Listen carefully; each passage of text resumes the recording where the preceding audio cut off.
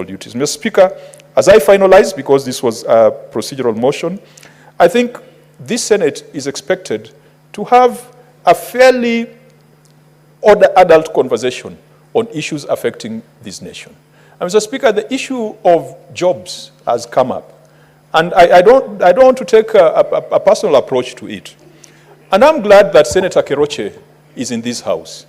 Perhaps I might not know about every other senator, but I believe that Senator Keroche is one of those who's creating jobs in this republic.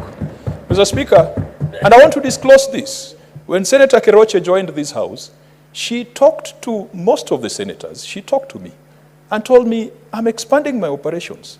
Could you get me someone with certain qualifications so that I can consider them to push my organization to the next level? Very few entrepreneurs will tell you that. Very few entrepreneurs will reach out to colleagues and tell them, I am expanding, I am scaling up. If you have someone, recommend them to me. Because some people will go to their relatives and family, and those are the ones who kill industry.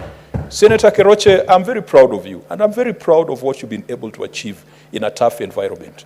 But we cannot be lenient with a government that spends money on training, spends money on education, and then does not spend time and money to create employment opportunities for those people. We cannot mince words. We must tell the government the truth as it is. Why can't we enable more people to be industrialists and entrepreneurs like Senator Keroche? Why should we spend money on an education system that gobbles up the bulk of our budget for us to then spend more money to go look for jobs for those people out there? Mr. Speaker, the labor market follows the rules of supply and demand. If you've got an excess supply of labor, it means that your local market, you have already satisfied the conditions, you have already satisfied the demand for the local market. For you now to go to Germany to look for more jobs for your people. And yet, we are here as senators, the upper house, Mr. Speaker, trying to be apologetic over a government that has failed to create jobs for our people. Whether we are exporting nuclear scientists, Mr. Speaker, whether we are exporting tech professionals, whether we are exporting lawyers. Mr. Speaker, we are in an environment where in this country you have doctors without jobs. And yet the doctor-patient ratio is not where it's supposed to be. You have a situation where you have lawyers who are tarmacking. Senator Kajwang, what's your point of order, Senator Gloria? Mr. Speaker, I raise on a point of order on statement of fact. That is Standing Order 105. Mr. Speaker, I have heard Senator Kajwang saying that this government is not creating jobs and this government is actually not intentional on solving the issue of the lack of jobs, Mr. Speaker. Mr. Speaker, it is open knowledge and it is in the public that we have various funds.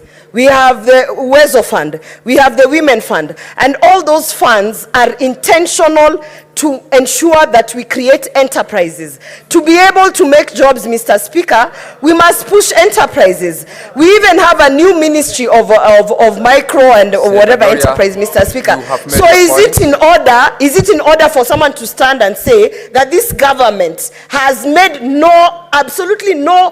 actually no intention in creating jobs when we are spending a lot of, including the Hustler Fund, Mr. Speaker. So, Mr. Gloria, Speaker, you have made your point. yes, I think he should say maybe that we have done it at 50% or 30%, but not that we have not done it as a government. As you conclude, Senator Kajwang, could you also be confined to matters of facts?